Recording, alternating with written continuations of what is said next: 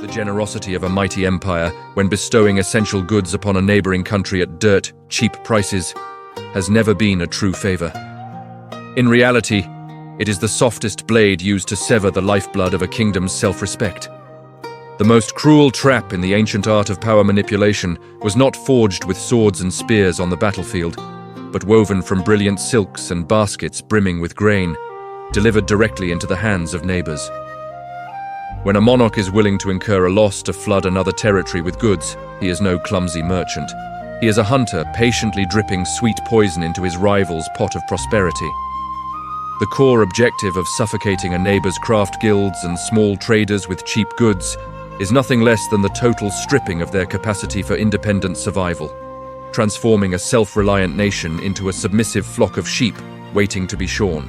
To comprehend this insidious scheme, one must look deep into the nature of governance and human greed. A royal court always seeks to expand its power, but military expeditions are fraught with ultimate risk. Armies can be defeated, treasuries can be drained, and the hearts of the people in newly occupied lands will always smolder with the fires of resistance. Therefore, the most brilliant monarchs of the dynastic eras invented a method of conquest 10,000 times more devastating: an invasion without the beat of war drums. They ordered the workshops within their own empire to toil day and night, to produce farming tools, weave fabrics, and refine salt, only to sell them to neighboring countries at absurdly low prices, lower even than the cost a local craftsman would pay for raw materials. The bait was cast, and that bait was always seasoned with the illusion of a prosperous and easy life.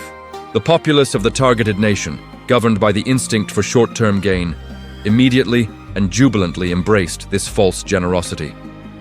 Why should a farmer pay a full bar of silver to the village blacksmith for a crude plowshare, when he could buy a razor-sharp one from a foreign merchant for a third of the price? Why should noble ladies wait months for a bolt of homegrown silk when foreign silks flooded the ports, both cheaper and more vibrant? Mob psychology always chooses instant gratification. They shopped with a frenzy, praising the abundance of foreign wares and mocking the perceived incompetence of their own craftsmen. The neighboring court, initially short-sighted, clapped in approval, convinced that their people were benefiting and that taxes from merchant caravans would fill their coffers. They failed to realize that every coin exchanged was a brick pulled from the fortress of their own national autonomy. It was not only the impoverished masses who fell into this sophisticated snare. Even the class of lords and aristocrats turned themselves into puppets manipulated by foreign strings. They were blinded by the massive tax revenues collected from bustling trade stations. They immersed themselves in extravagant banquets, donning expensive foreign velvets and silks to enhance the haughty air of their hollow power. Instead of using wealth to protect and nurture domestic workshops, these short-sighted rulers chose to ignore or even forsake their own subjects. This betrayal from the upper class was the final, fatal hammer blow that crushed the will to survive of the small-scale craftsmen, driving them into a dead end with no escape. The glaring consequence of this silent invasion was the rapid decay of domestic industries. Blacksmiths extinguished their forge fires, weavers packed away their looms, and carriage makers split their timber for firewood. They could not compete with the onslaught of goods, cheap as dirt, pouring in from the outside. The few who tried to hold on eventually collapsed under the cold indifference of their own compatriots. The ranks of craftsmen, the core force creating the internal strength and self-sufficiency of any kingdom, gradually fractured and perished. Skilled masters were forced to abandon their trades, returning to till barren plots of land or becoming exiles in their own homeland. Ancestral skills were forgotten and secrets of the craft were lost to time.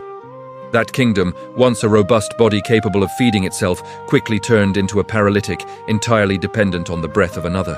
From the perspective of the hunter, sustaining a loss for 10 years to suffocate a rival is a transaction that yields eternal benefits. The superiors of the great empire understood that seizing a monopoly is the first rung on the ladder of enslavement. By using cheap goods to clear out all seeds of independent production, the empire stripped its neighbor of its most vital defensive weapon. If a nation cannot forge its own plows, how can it forge its own spears when a crisis arises? If a kingdom cannot weave its own cloth, What will it use to sew battle tunics for its soldiers when winter descends? The greatest art of manipulation for monarchs lies not in the termination of life, but in the deprivation of the capacity for independent survival. When rivals can no longer provide for their own stomachs and bare backs, they have placed the yoke around their own necks. This is the most terrifying siege technique history has ever witnessed, a soft siege. When an army surrounds city walls, cutting off water and food, the people inside clearly identify the enemy. Fear forges courage, hunger sharpens resilience, and fierce battles erupt to defend the land. But in a siege of cheap goods, the enemy wears the robes of a benevolent savior. They do not besiege with shields and spears, but with abundance. They do not exhaust the body, but anesthetize the intellect. One cannot take up arms to rise against someone who daily delivers baskets of rice to one's mouth and sound garments to one's back. The city gates remain wide open, the sentries stand tall, but the soul of the kingdom has already been silently escorted away as a hostage. And then, when the neighbor's last forge grew cold, when the last loom rotted away, the trap officially snapped shut. The drama of generosity ended, making way for the true face of the monopolist. The foreign empire began to tighten the invisible noose. The prices of salt, rice, farming tools, and fabric suddenly skyrocketed tenfold, even 100-fold. The neighboring people woke up in horror, but it was too late. They had no blacksmiths left, no weavers, and no tools left for self-production. Indignation flared, but it was powerless, for their only source of life now sat entirely in the hands of the foreigner. Hunger and deprivation began to gnaw at the kingdom. By this time, the cheap baskets of rice from the past had transformed into gargantuan debts, stripping away all property, land, and the kingdom's most precious resources. The cruelty of this strategy revealed itself fully when unforeseen calamities struck, such as crop failures, floods, or when the neighboring empire suddenly turned its back. A nation that once flourished on imported goods now realized its granaries were empty and its forge bellows had turned to dust. Lacking the ability to produce basic necessities, the entire social system was instantly paralyzed. The rulers panicked, and the people spiraled into extreme misery.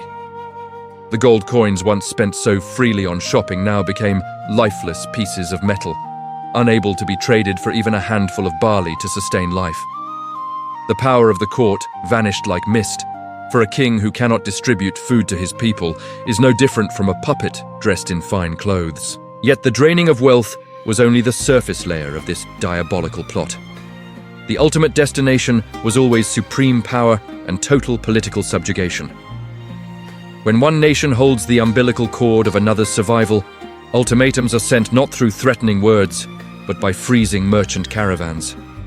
A powerful king need only order an embargo on salt or iron for a few months, and the neighboring court would immediately tremble from the riots of a dying populace. To regain the reopening of trade routes, that weak court would have to cede its most precious gold mines, surrender its most fertile lands, or even accept bowing down as a vassal state to pay annual tribute. The process of stripping sovereignty occurred so smoothly and logically that not a single army needed to cross the border, and not a single drop of a soldier's sweat fell upon the battlefield. Make a cold comparison between these two methods of conquest. If using weaponry, the conqueror must face resilient resistance, as the people will unite to protect their homeland. A defiant will creates unceasing uprisings, exhausting the strength of the occupying forces. But with the method of manipulation via cheap goods, resistance is completely stifled in its infancy. The neighboring people voluntarily surrendered their independence amidst the joyful chatter of bargain markets. They personally strangled their own fellow craftsmen in exchange for a bit of short-term benefit. By the time the yoke of slavery was fastened to their necks, they had no strength left, and no one to blame but their own greed and short-sightedness. This humiliating submission was a voluntary one. This is the pinnacle of the art of ruling, turning the victim into an accomplice in their own downfall. Strategic emperors understood a harsh truth about human nature, that most people are blind to bait that offers immediate comfort and rarely possess the vision to see the gathering dark clouds. They used the mundane material desires of the masses to shatter the will of self-reliance of an entire nation. When a kingdom no longer honors the calloused hands of blacksmiths who create durable tools, but turns instead to worship flashy, cheap items drifting in from across the border, that kingdom has carved its own name onto the tombstone of its demise. Naive neighboring courts always harbor the illusion that trade is a bridge of friendship, that the flow of goods will bring mutual prosperity. But in the cruel Game of Thrones, no prosperity is shared equally, and no gift is disinterested.